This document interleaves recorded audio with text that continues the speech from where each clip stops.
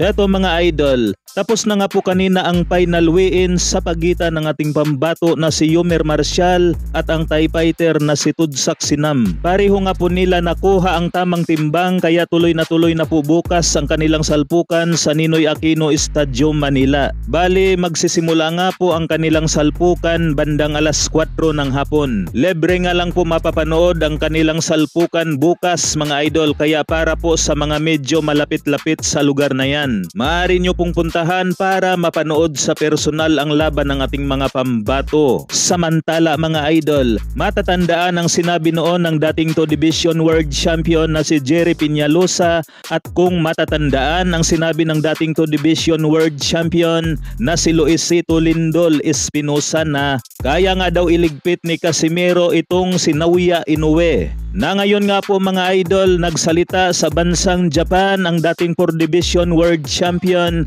na si Donnie Ahas Nietes. Pakipakinggan po.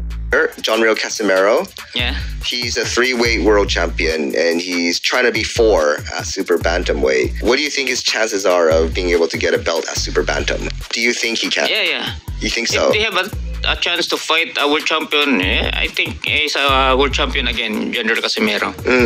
Yeah. What do you think about him as a boxer? Yeah, Casimero is a good boxer. Before, he's the sparring partner before. Oh, yours? Yeah, Okay. Casimero. Yeah, before in Ala Boxing Gym, we have a sparring partner before. Okay. Yeah, very strong. He's a good boxer. How would you rate his power? Is he very powerful? Is his Yeah, punches powerful. very powerful? Power, yeah. Even at super bantamweight, you think it's enough power?